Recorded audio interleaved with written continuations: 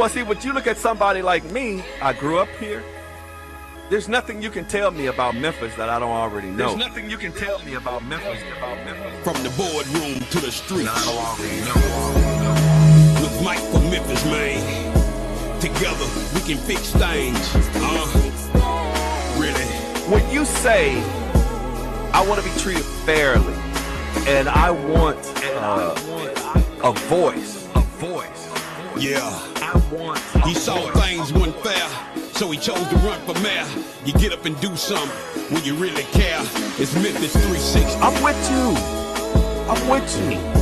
In the meantime, It's Memphis 360. In the meantime, in between time, we got folks shooting people up out the frame.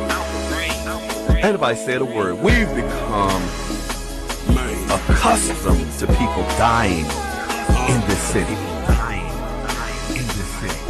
Yeah. It's Memphis 360. Turning the TV on and the news and see our loved ones and see young people that are out of control. And now you see, okay. We talk about incarceration. We talk about the youth. We talk about giving them the ability. We talk about investing in young people and investing in the community. See, I hate ignorance. I hate when people make decisions about things and they make statements and they haven't done their research. How can you fix the problem when you don't even know what the problem is? We need some help in this city. It's Memphis 360. See, I hate ignorance. It's Memphis 360. Man.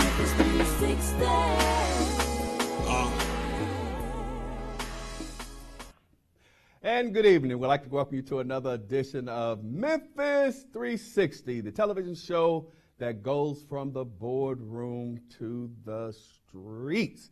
We want to talk about all of the happenings that's going on in Memphis, that's going on around the world. We got a good show for you today.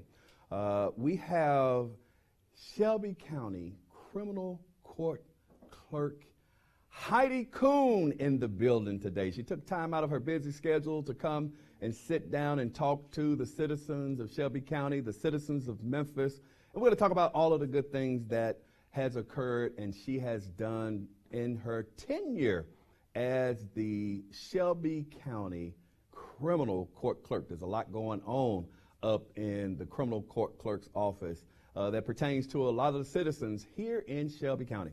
But prior to us getting started with Helen Kuhn, I just want to say thank you to the citizens of Shelby County. I want to say thank you to the citizens of Memphis. You know, you guys have been very, very, very, very good to me. And I know a lot of times I talk to people all over the city of Memphis, all over Shelby County. I have people stopping me all the time, everywhere I go. Me and my wife are sitting down at dinner, or we are out at the movies, or we're at some restaurant, or just doing something. And citizens always walk up and they tell me how they appreciate a lot of the things that I have done formerly as the president of the Memphis Police Association and also in the current role as the CAO for the General Sessions Court Clerk's Office under the leadership of Clerk Joe W. Brown. You know, I wanted to tell you guys how you inspire me sometimes. You know, we are going through so much with the pandemic. We're going through so much. A lot of individuals are being affected by this. You know, and I talk about how some people are psychologically affected and different things like that. And, you know, in your jobs, in your work areas, you know, just simple life every day. I hear about so many people talking about how depressed they are. I hear individuals talking about how, you know, they're being persecuted, and I do say persecuted when it comes to social media, when it comes to YouTube, IG, TikTok, what have you. All of these social media platforms, you know, individuals have a platform to be able to get out there and to just say things about you that have no meaning and no basis, to be perfectly honest. And I will tell you, sometimes I am affected as well. You know, I have to put on this persona a lot of times that Mike Williams has it going on. Mike Williams is in control. Mike Williams has this life that's just the bomb. But I will tell you that I too sometimes feel a little depressed. You know, I too sometimes feel a little disparaged and down and overwhelmed with everything that's going on. And I don't want you to think that I'm the epitome of, you know, that dude that's always in control.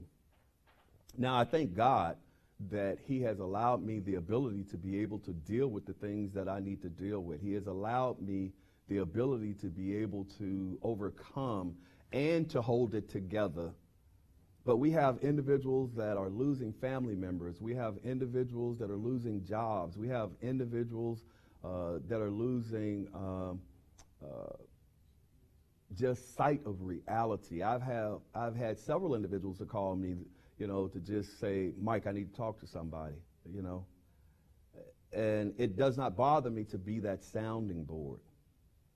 But I want to thank you. Thank you.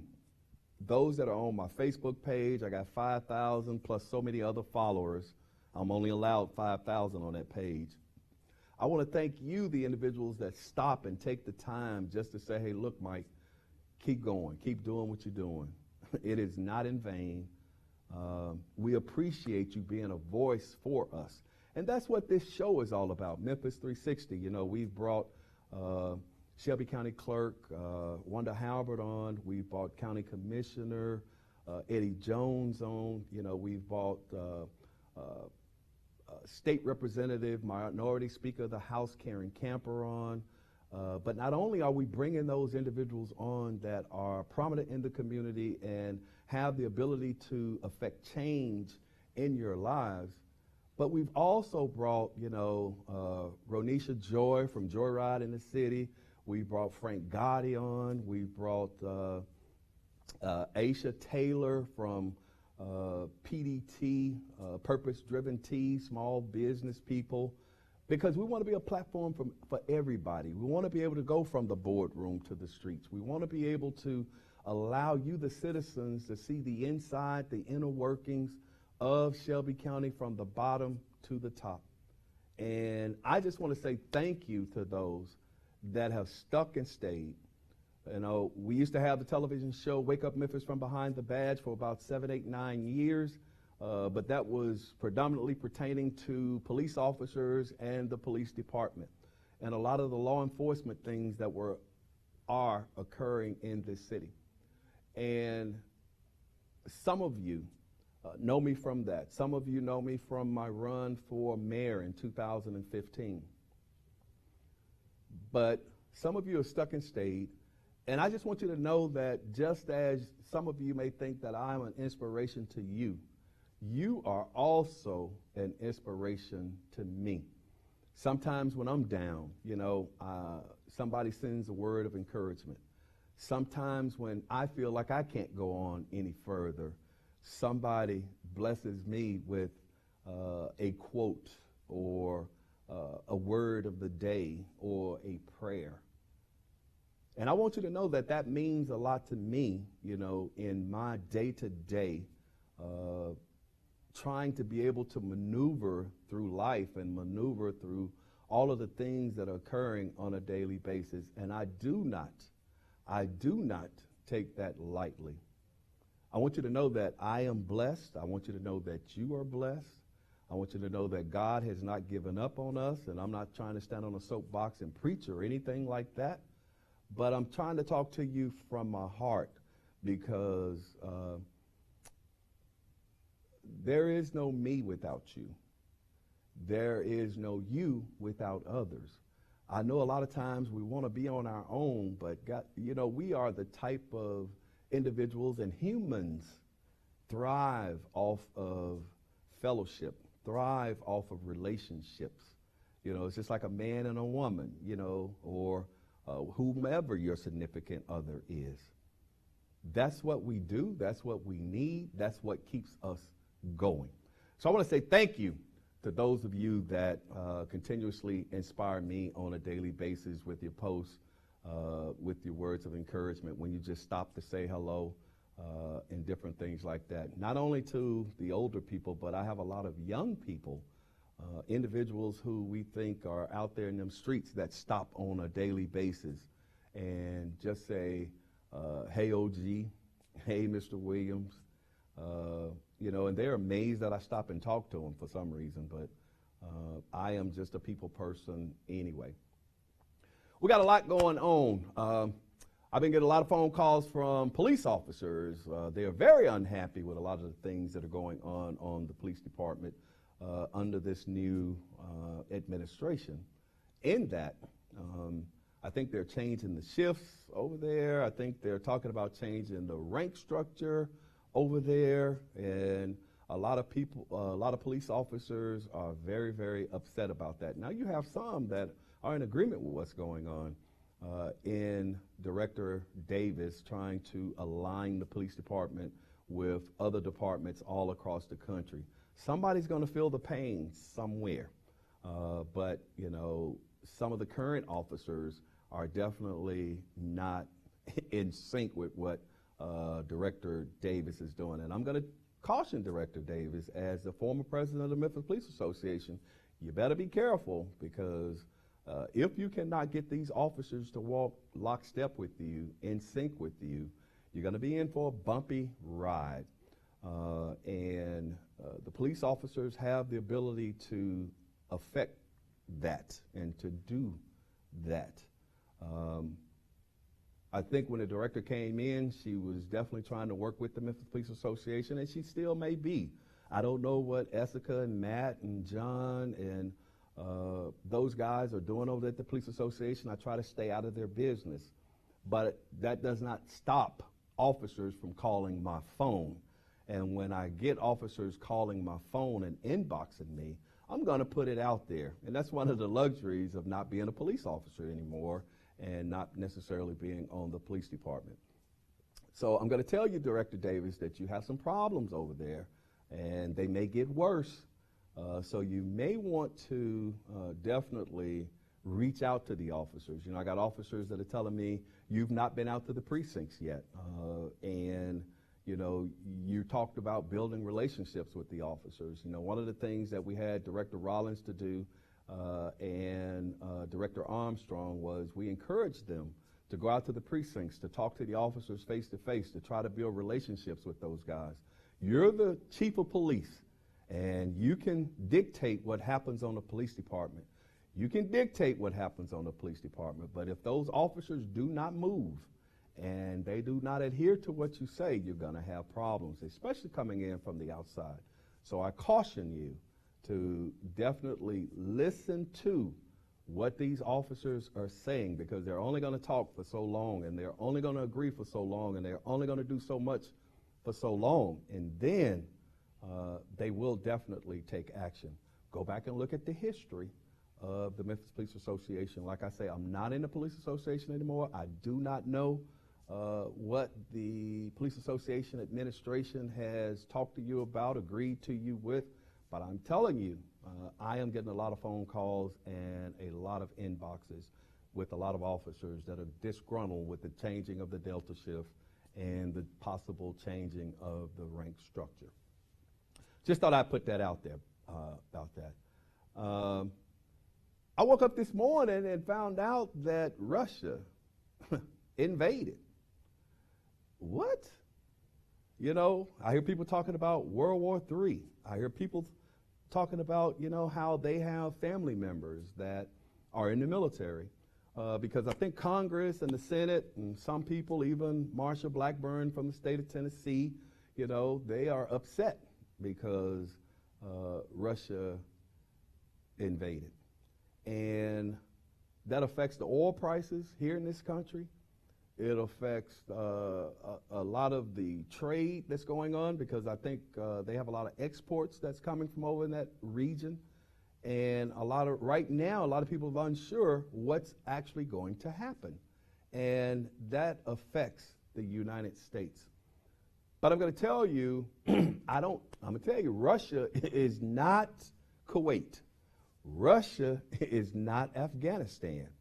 From my prior service in the military as an intelligence officer that worked at the National Security Agency, I was stationed over in Europe, and I studied Russia. I studied their weaponry. I studied their capabilities. And a lot of people are afraid that, you know, if Russia, which is a superpower, and the United States, which is also a superpower, were to collide, that could be the end. And I'm not trying to be a fearmonger or put hate out there or anything like that, but when you talk about nuclear capabilities, Russia has the ability to push that button. And when you talk about the United States, they have the ability to push that button. And that's what everybody has been afraid of for so many years, was the fact that each of those countries have the ability to push that button. But even if it does not get to pushing that button, when we talk about World War I and World War II and different things like that, you're talking about powers that have the ability, even if it is a conventional warfare. A lot of people died. A lot of young Americans died. A lot of young Russians and Germans and Japanese back in that time died. And it's not like any conflict that we have seen in a long time. So I am hoping and praying that the United States, superpower, Russia, superpower, can sit down at the table and come to some understanding so that everybody walks away satisfied, as opposed to us having to commit our young people to war. That's something that nobody is going to like when you see all of the carnage and damage that can be done. And this is all because I'm saying you got a lot of oil over there. And for some reason, you know, we're always interested in places that have a lot of oil. When you look at the Middle East and you talk about Kuwait and you talk about Iraq, those are some of the major oil producers in the world. When you talk about Afghanistan, under those deserts, you have large deposits of oil. And as a matter of fact, when we got to Kuwait, we saw all of the oil fields that were being burned and all of the smoke in the air and different things like that. A lot of that was about the oil, people. Anyway, I just wanted to kind of hit on those subjects real quick, because those are some of the things. Quite naturally, we can talk about the crime in this city. It's still so much crime that's happening here in the city of Memphis, and so many people that are being affected, unfortunately. I don't know if anybody that has not been affected by crime in some way, shape, form, or fashion. Either they know somebody who's been a victim of crime, their business has been a victim of crime, their personal property has been a victim of crime, or one of their family members has been a victim of crime. And I'm not talking about homicides. It don't necessarily have to be a homicide. It could be a carjacking, it could be an armed robbery, it could be a burglary, it could be a car burglary, it could be a theft, it could be anything, but almost everybody. You know, I saw a video not too long ago, and I'm gonna tell you what's scary. I saw 3 cars that pulled up in the middle of the street. And individuals, there were Infinities, and individuals jumped out of these cars. And there was a young man that was walking back and forth with an AK-47. These young people are breaking into 10, 15, 20 cars. It even happened up at the butcher shop on Germantown Parkway. But they're breaking into 10, 15, 20 cars, and it's almost paramilitary, planned, and strategic. You got a guy walking back and forth with an AK-47 so that if anybody comes up and anybody tries to do anything, then he's going to intervene with that AK-47. So be careful when you see these young people that are out here doing things, because it's not like they're trying to do them and run now. They are posting up just like a military operation, and if anybody is going to come try to intervene or run out there and try to do something to these young people, they're pacing back with AK-47s or assault rifles. And just from previous experience, it's almost like they are not afraid to use them. So be careful out here. And I'm going to tell you, be careful when you're going out to a lot of places too, because I'm going to tell you why they're breaking in 10, 15, 20 cars. They're looking for weapons. They know a lot of times when you guys are out here and you're going to clubs, they know a lot of times when you're out here and you're going to restaurants, you have your weapons in the car with you, because Tennessee now says that you can carry a weapon anywhere and you don't need a license. So they know you're carrying weapons, and they know that a lot of times when you go into a restaurant, you leave these weapons in your cars.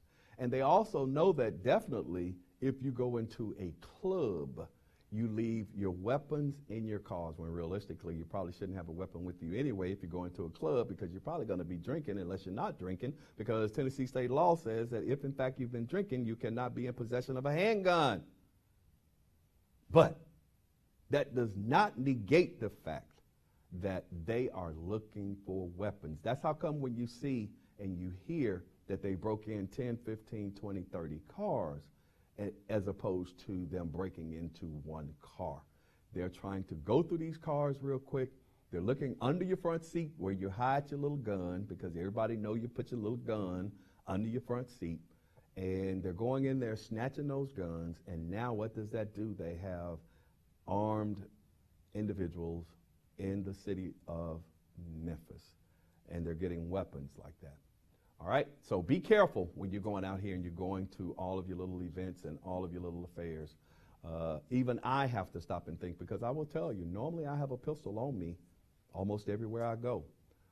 So I have to be cognizant of these same facts, because, you know, I don't like going to the gas station in some places. I don't like going to stores in some places, because as we know, they've been robbing Kroger's, they've been robbing gas stations. They are carjacking individuals at gas stations at 7:30 in the morning, whether it be a man or a woman. A young lady got carjacked right there at Germantown Parkway in Dexter, 7:30 in the morning, got her kids in the car.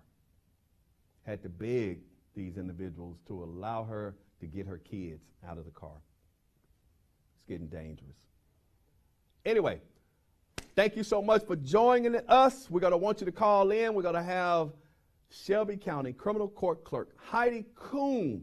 She's in the building. We're going to talk to her about all of the things that's going on. You can learn about Criminal Court Clerk office. You can learn about expungements, because she is known for doing expungements all over the place. That is one of her signature marks, trying to help individuals clear their records up. And she's done an outstanding job in doing that, having expungement clinics all over the city. And we're going to be able to talk about this. The number to call is 244-6874, 244-6874. And we'd like for you to call in to have a conversation with Shelby County Criminal Court Clerk Helen Kuhn. We're going to be right back. We're going to take a real quick commercial break so we can get Clerk Kuhn on the stage. Don't touch that dial. We'll be right back after this commercial break.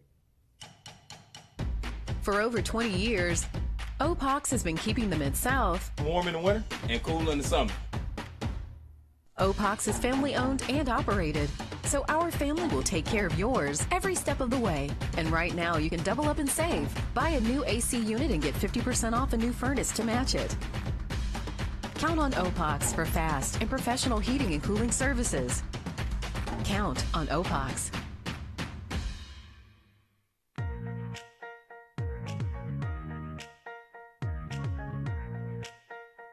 Hey folks, it's Issa Haddad here.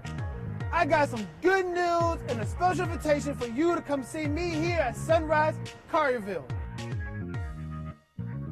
Come on down, check out my inventory with new, pre-owned, and certified vehicles to choose from. I can get you finance when no one else can.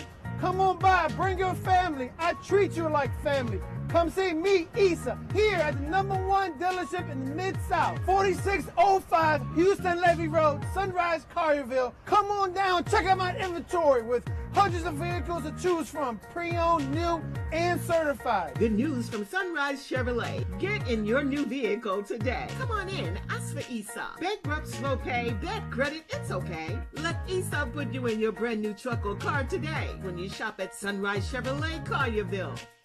And don't forget, ask for me, Issa.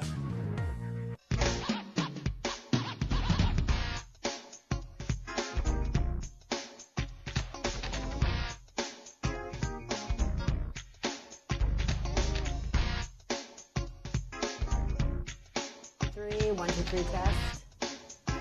Is that working? Okay. I can hear out here.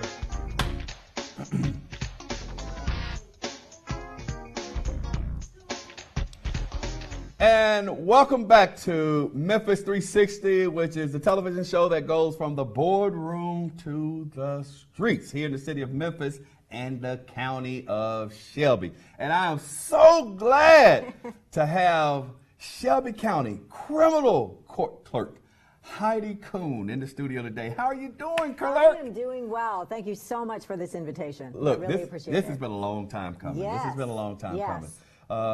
And I want to thank you for taking time out of your busy schedule to come in here and avail yourself to the citizens of Shelby County and the city of Memphis. But that's not something that's new to you. I want y'all to know that because she's all over the place doing all kinds of things all the time. But I wanted to bring Clerk Kuhn on because I want you guys to get to know up close and personal. We're just gonna have a casual conversation. Absolutely. About Clerk Kuhn and the criminal court clerk's office and different things like that. Is that okay? Absolutely. Okay. Yes. So first of all, tell the citizens of Shelby County a little bit about Helen Kuhn. We're not even start talking about Clerk Kuhn. We're going to talk about Helen Kuhn. Tell them a little bit about Helen Kuhn. Sure. Well, first off, I am not a Memphis native. Really? I am from Colorado. But I have been here since '98. So Okay. I think that Memphis has embraced me as one of their own. And I have enjoyed being here for the entire time. But I've been in county government since that time. Okay. Since 2000 is when I started with Shelby County government. And I am a mother of 4. And really? Yes. And you talked about the war in Ukraine, and I do have a son who's in the military, so it does give me pause and concern, of course. Yeah. I do worry about him, but hopefully everything will turn out well. But it is frightening to watch the news right now and to see everything that's progressing. And then I have a daughter who is a travel nurse, and she goes out and she's been working on all the COVID units. And then I have 2 daughters. One is at MTSU and one is at Arkansas State. Oh, wow. So, yeah. Sounds like all of them are doing well. Everyone is doing well, yes. All of them are doing well. Absolutely. Chips off the old block. Okay, so you came to Memphis in 1998. Yes. Okay, and you said that from 1998 up until now, you have been involved in city government. Correct. Okay, so initially, what were you doing in city government? So I started as in Shelby County government. I started at the health department, and then Mayor Rout at the time had appointed me as the executive director of the Crime Victims Center. Wow. Yeah. So I did that for about 7 years.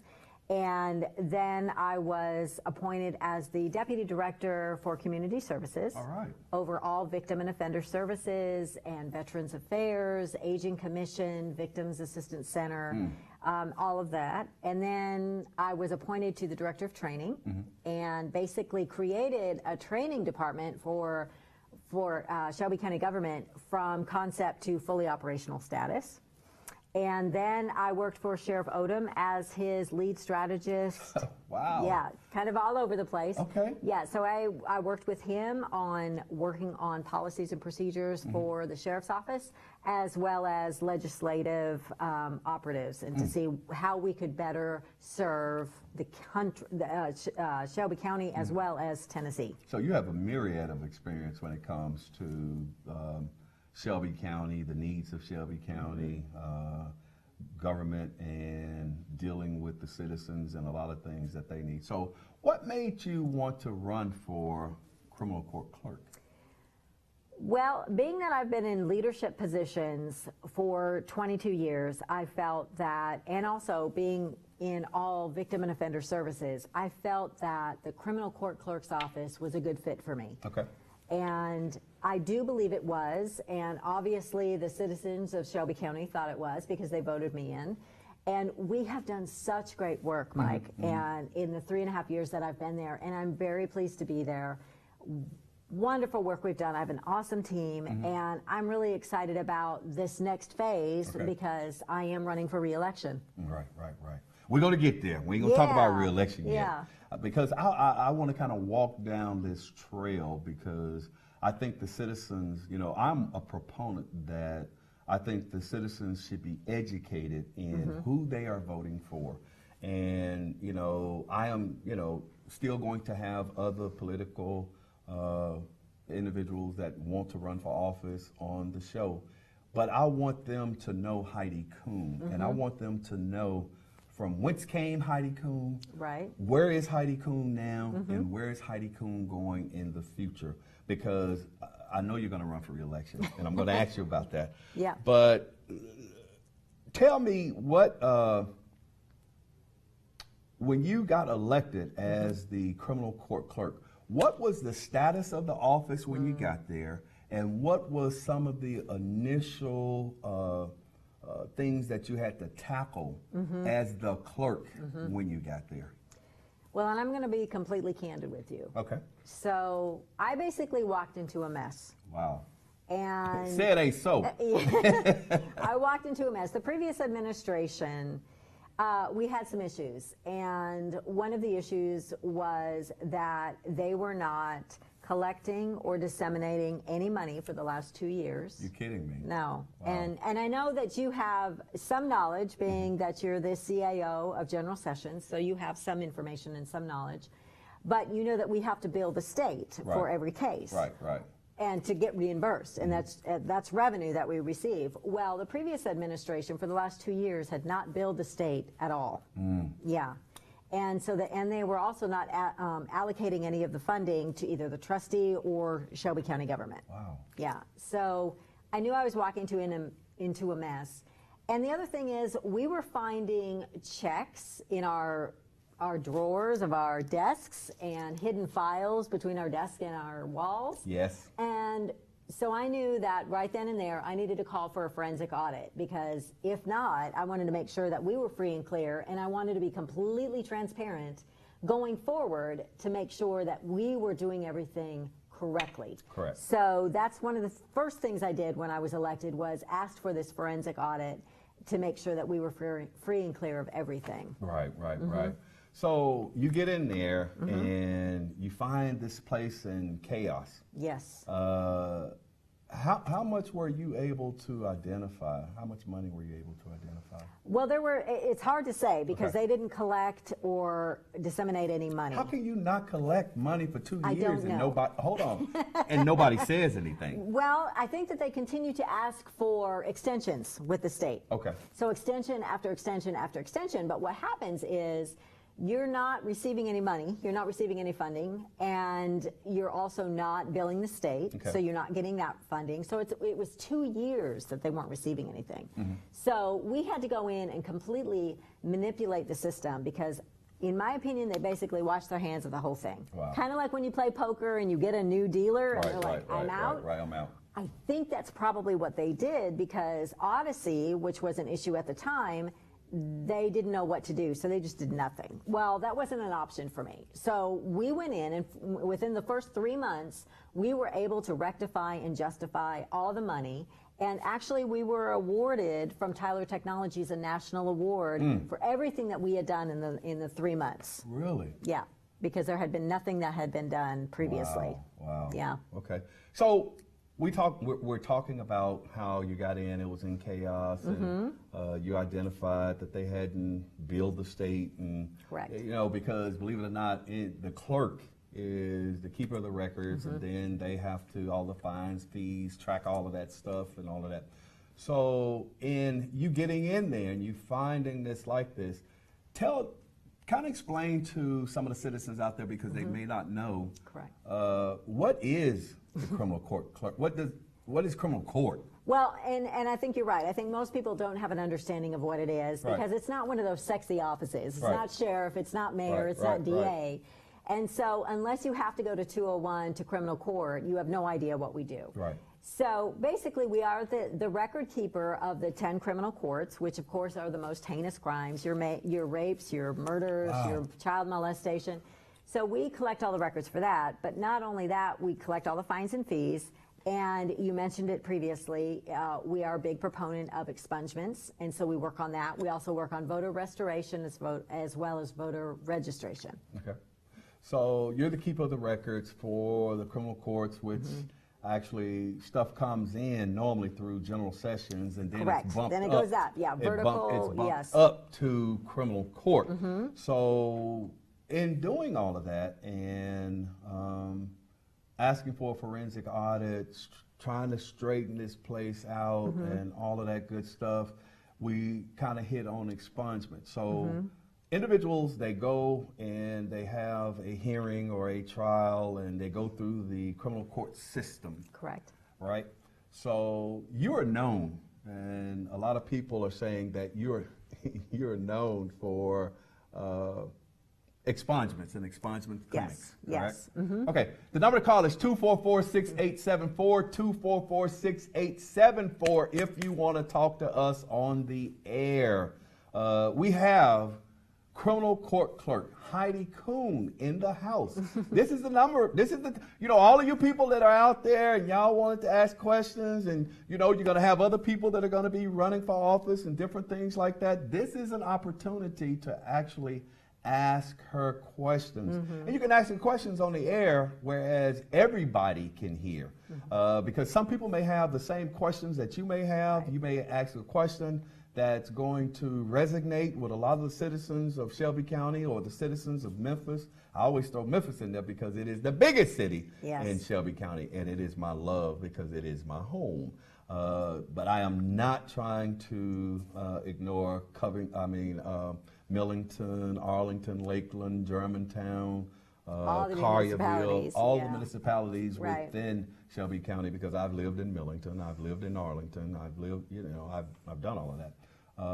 But this is the time to ask questions so that if in fact, you're unclear about something, you can ask her right here on the air. So talk to us about expungement clinics. What are those? Because I keep hearing about those all the time. What are these expungement clinics? Well, General Sessions has helped, but so when I was running in 2018, I often say that I didn't make campaign promises, I made campaign commitments. And one of the commitments I made was to really make sure that people had a second chance. Because when we talk about justice reform, we talk about what can we do to solve the problem. Right. And if we're not able to do something for the individuals that already have a record, then we're part of the problem. Wow. So what we did was we really wanted to have these expungement clinics and all over Memphis and Shelby County, because nobody wants to go to 201 Poplar. We know this. 201 Poplar is not a great place to be, so why not take these clinics to the community? So what we did was provide these expungement clinics to the community so that they could come in and we could assess their eligibility requirements. We could help them fill out their forms, and then that form goes to the DA, and then it goes to the judge, and then we upload the information to TBI, and then their record is cleared. So it's just important for me to be able to give people a second chance. And I often say, just because you have a past doesn't mean you can't have a future. Correct. And this offers them those opportunities for jobs. It offers them opportunities to go back to school. It offers them loan opportunities, or to possibly, be able to provide for their family. And the previous administration, unfortunately, it wasn't a priority for them. Wow. So they did less than 700 expungements in the last 2 years of their administration. And I am proud to announce that in the 3.5 years that I've been in office, we have done over 4,100 expungements. 4,100? Yes. Wow.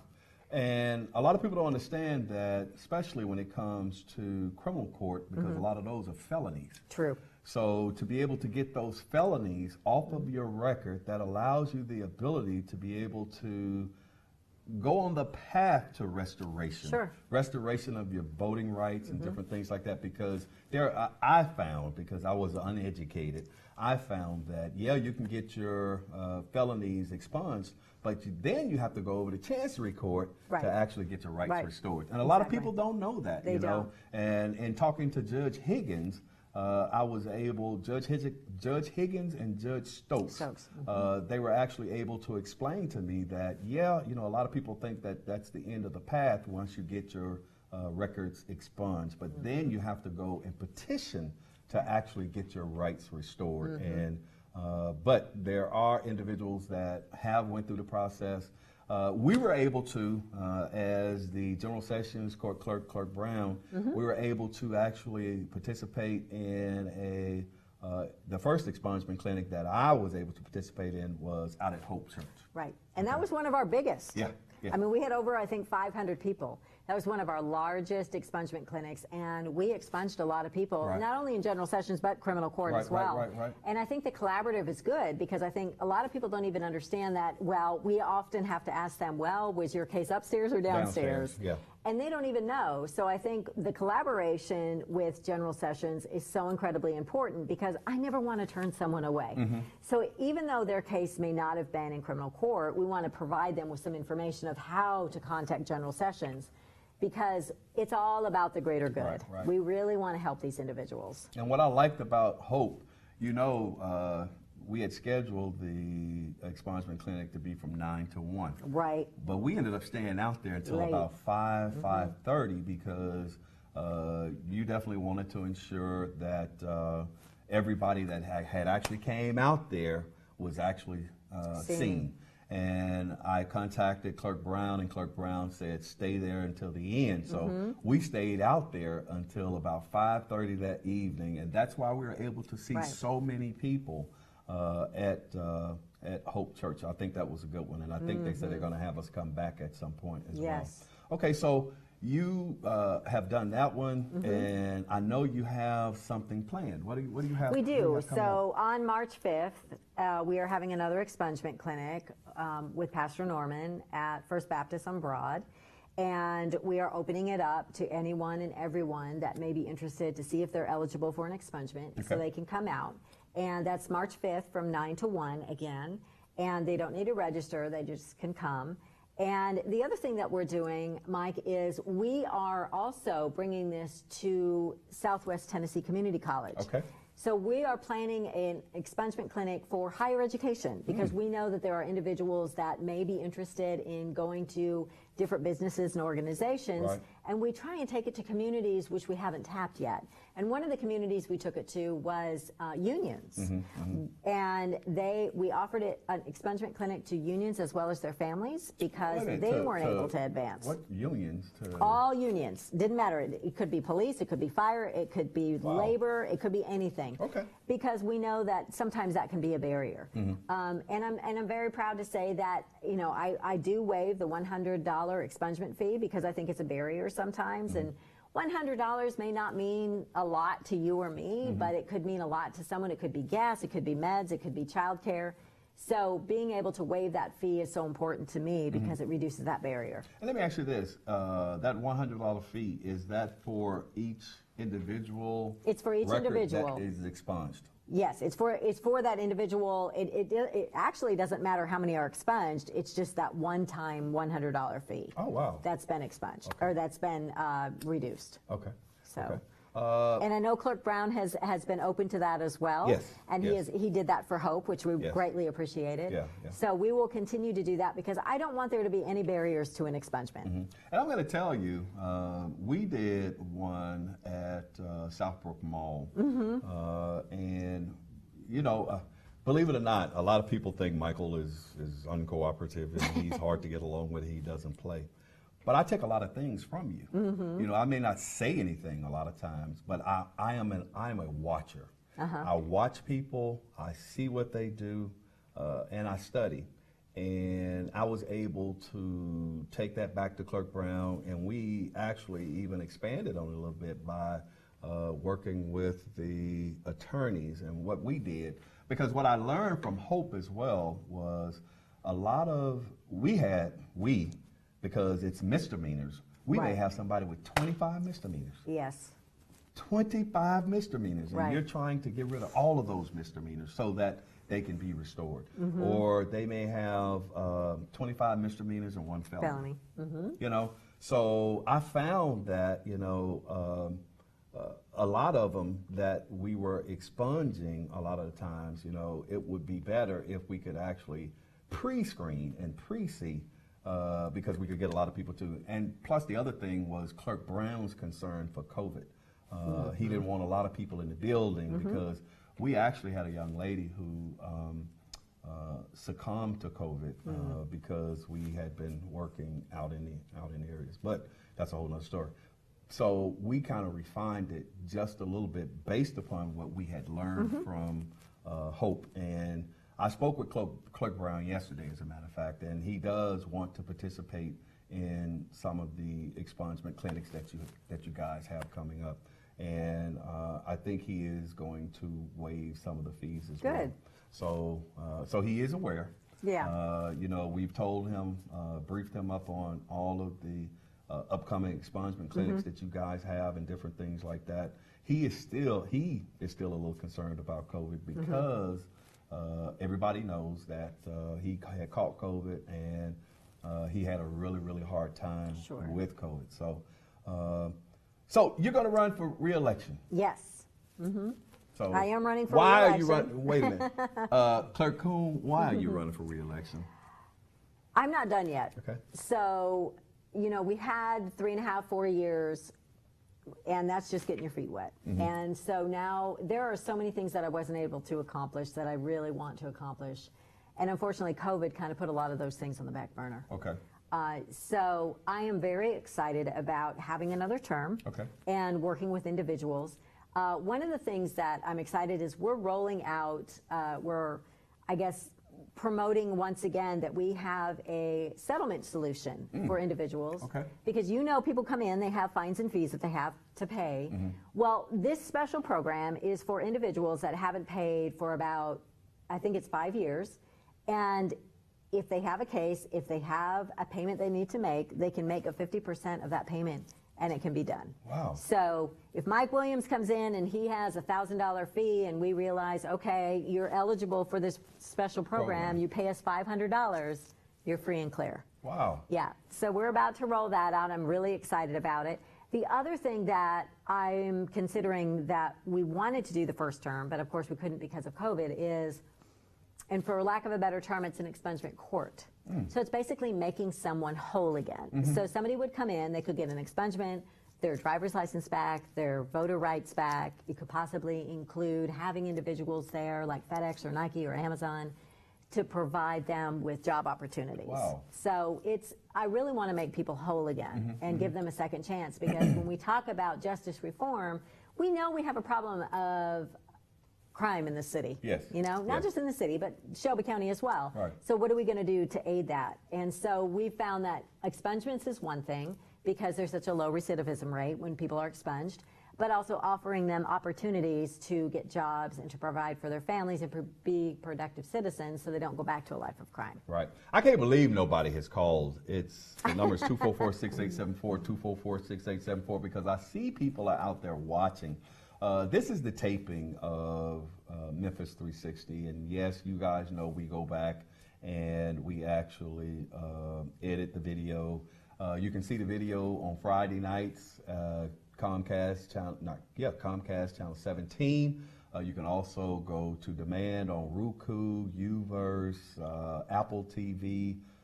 We also run it again on Facebook once it's been edited and all of that. So it's going to be out there. Got it all covered. Yeah, I mean, it's going to be out there again. So, but I'm amazed, you know, because when I have these crazy shows, boy, phones be just jumping off the hook. You know, everybody want to talk about the crazy stuff. Right. But this is something that could help you in your life. It could help those that you know or family members in your life. You know, she's talking about an expungement court, man. That excites me, you know, because like I told you, one of the things I found out, and I am learning as we are going through these expungement clinics and processes, and it's just so much to these clerks' offices. that you're actually one of the ones that are out in the community. You're trying to help people. You're trying to make them whole again and to restore them. And I'm not just saying that because I see the vans outside of 201 Poplar and they're loading up lunches. And tell them about some of the other stuff that you do in the community. Sure. So I've always believed that as an elected official, it allows me a platform to give back to the community. Right. I've always, as an individual, given back to the community, but I feel so fortunate in the fact that my office, they have such a big heart, and unfortunately, they don't make a lot of money, as you well know. Some of the clerks in our offices are the lowest paid in Shelby County government. Yes. But they open their wallets, they open their hearts, and they really give. So some of the things that we've done is we have made sack lunches for the homeless. We have collected hygiene items for domestic violence victims. We have done food drives. We have done coats and scarves and gloves collections for the homeless. We have toys for tots. We gave during COVID, we gave water, we gave toilet paper. And when we had the, if you remember the tornado in Nashville, I was actually there at the time, but I came back to the office and we filled up a semi-truck of supplies and we called it from the 901 to the 615 and gave back to that community as well. So we just believe a lot in giving back to the community. See, that's what I'm talking about. You know, that's something I like. That's something Mike Zellner used to partner with the police association when they had the tornado, when they had the tsunamis or tornadoes or whatever you call them in New Orleans. Right.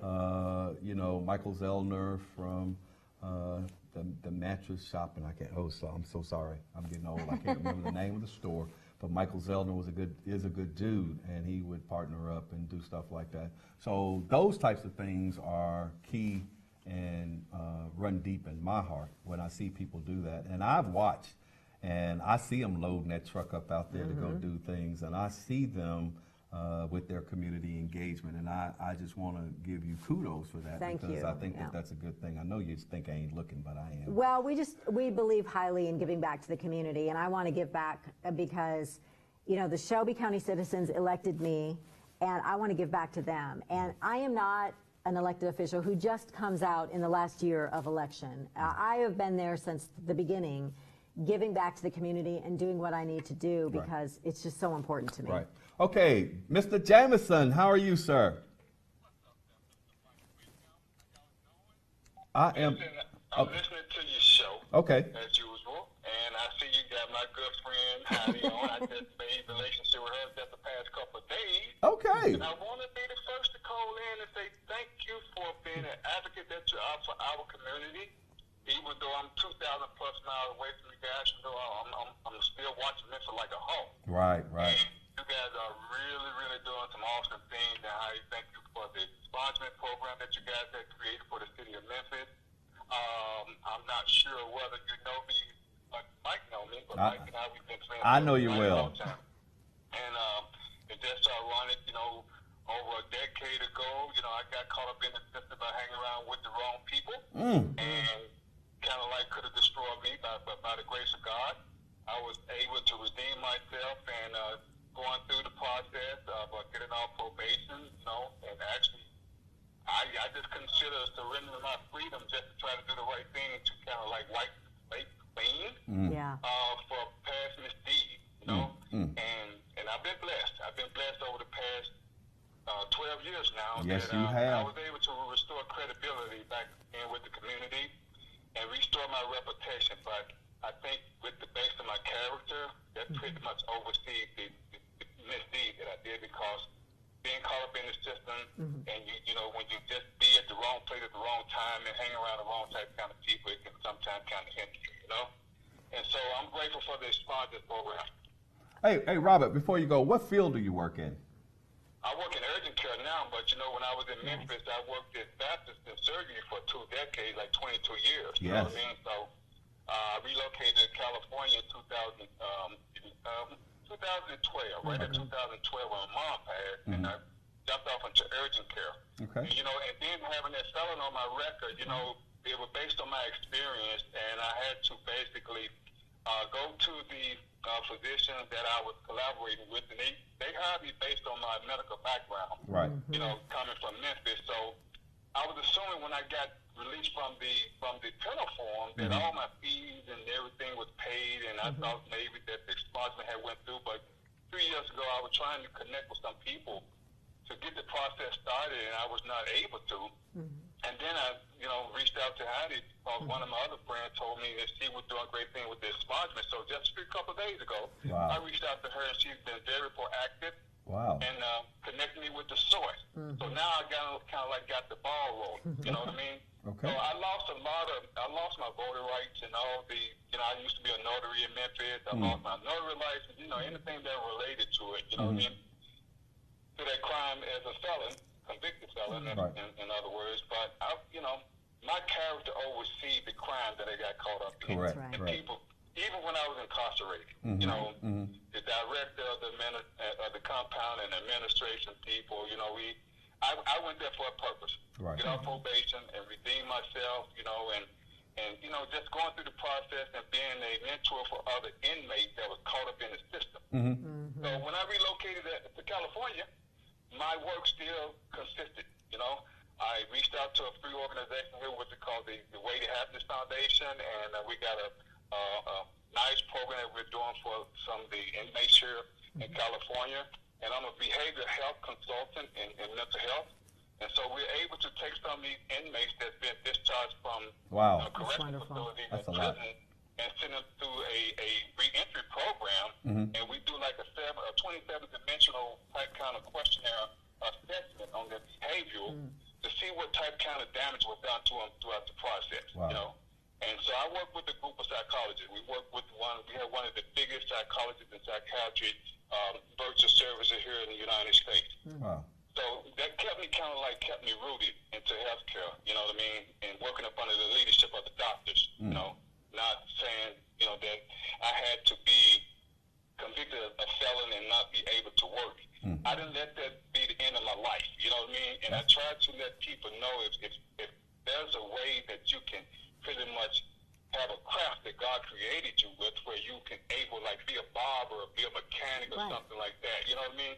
Where you won't have to be unemployed as that convicted felon, where you're able to just go ahead and demonstrate, you know, your workability and sign. Okay. One, show your remorse. Well, thank you so much, Robert. Group of people. Okay. Well, thank you so much for calling in. He's calling all the way from California. I know. Thank you, Robert, for calling. Because of clerk Helen Kuhn. And somebody that connected him, and he's being taken care of. Hey, man, that was a good testimony, and I just want to say thank you so much. Well, thank you, Mike. Good to talk to you, brother. Hey, you too, Doc. Thank you. All right. Yeah. And I think his story is not unique. I mean, when we look at it, I think we've all made mistakes. You know, some of us may just have gotten caught up in those mistakes. Some of us didn't get caught. Exactly. We got away. Some of us didn't. Some of us didn't. We got away. But you know, these are good people. Yeah. And they need that opportunity because, like he said, like Robert said, this is a black cloud that hangs over him. And for I don't know how long. I mean, I've had people come to the office that have been trying to get expungements for years and years. I mean, maybe they were 19 when they made a mistake and they're now 40. And it still has followed them all this time. And I really want to make sure that people understand that you do not need an attorney. To get an expungement, and you don't have to pay thousands of dollars. Correct. I think people have this understanding of, oh, I'm not going to be able to clear my record because I can't afford an attorney or I don't have all this money. Not necessarily true. I mean, if it's a criminal court matter, you can call our office. If it's a general sessions issue, they can call general sessions. We can check their eligibility, see if they have any payments or fines and fees that they owe, and let them know the steps to take to be able to get expunged. Wow. It's so important because, like Robert, they need to be able to move forward and have a life and be productive and not have that hanging over them. And I'll tell you what, Mike, one of the things I really hate is that term, ex-felon, you know, or ex-convict. I wish we could come up with a better term than that. I mean, they are an individual, they are a person, and they're just trying to do better. You know? And that's another good testimony.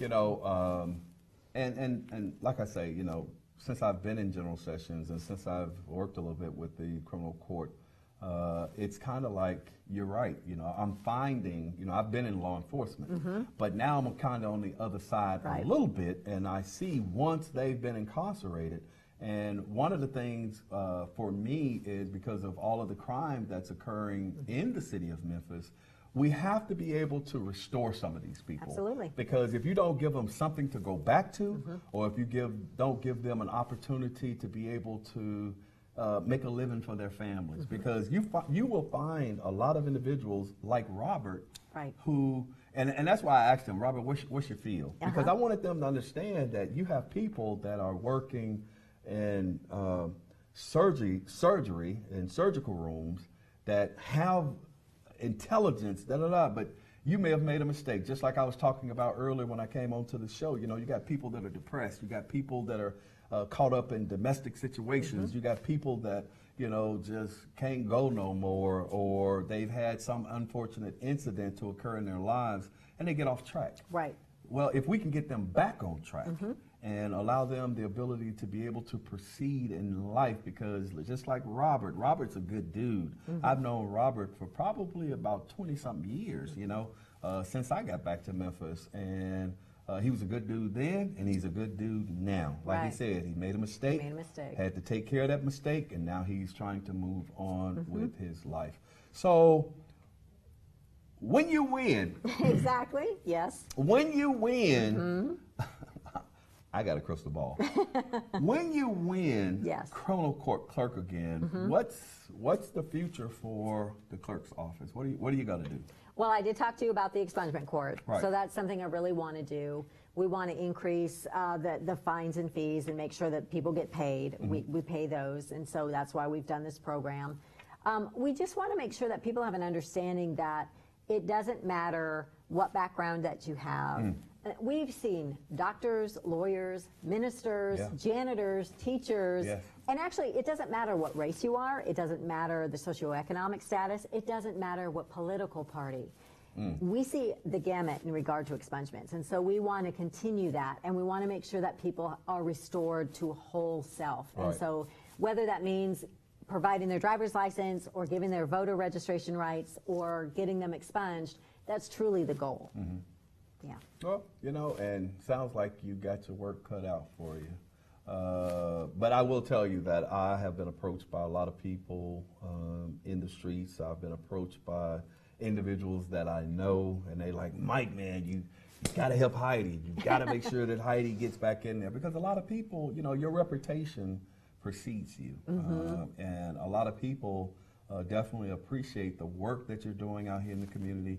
They appreciate your love for the citizens, you know, and like you said, one of the things that I have noticed, because I'm a people watcher, and I'll tell you the truth too. I'll tell you if people are wrong, and I'm gonna tell you when I think they're right.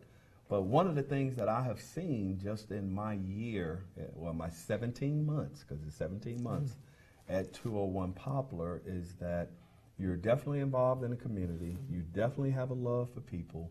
You definitely want to try to ensure that individuals' rights are restored, or they have the ability to redeem themselves, because a lot of people, you know, feel as though nobody's out here trying to help them, and they get frustrated and they get discouraged. And sometimes when you give them a little glimmer of hope and the fact that they can get back on the right path, you know, they tend to hopefully adapt to that and take off and fly like birds. You know, just like talking to Robert here, you know, he could have went the other way, but because, you know, he is one of those individuals who definitely believes in himself, and now he has connected with criminal court clerk Helen Kuhn, so he feels as though he has the ability to be able to redeem himself even more. And what I liked about Robert was Robert talked about restoring his voters' rights, because he understands the importance of having your voters' rights restored.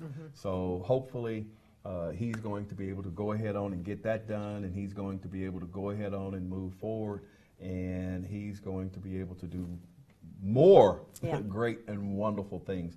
And we probably have so many people who, because they have not reached their potential, and because they are not allowed to be able to reach their potential because they have that cloud Sure. that's over them that hopefully you have as the criminal court clerk restored some of those people so that and you never know, they may be the ones that's going to be the next inventor, You never or know. they may be the ones that's going to be someone that saves somebody else's life. Because, you know, as I talked about when I first got on the air as well, you never know how you inspire people. Correct. You're right. Yeah, and people often ask me, well, why did you want to be the criminal court clerk? And for me, it's not just a position, it's a passion. And the greatest compliment I receive is, well, you don't seem like an elected official. And I often ask, well, what do you mean by that? Yeah. And they're like, well, because you're in the community and you're doing something and you're helping and you're always there and you're around and you are setting the standard for elected officials, which I greatly appreciate because that's not why I did it. I just did it because it's the right thing to do. A small piece of that, I want to be a part of it. Wow. Hey, this is criminal court clerk Helen Kuhn. Presently, she is actually seeking re-election, so you're going to see her out there on the campaign trail. We've had the opportunity to talk to her. I want to thank you so much, ma'am, for taking time out of your busy schedule in your day to come and share with us once again. You can see this rebroadcast once it's edited and all of that. Roku, Uverse, Apple TV, what? Fire TV, I'm sorry, Fire TV. You can also check this out on Comcast Channel 17, Friday nights, 7 o'clock. Huh? 7 o'clock, Friday nights at 7 o'clock. Hey, I want to thank you guys so much for tuning in to Memphis 360, the television show that goes from the boardroom to the streets. And maybe sometime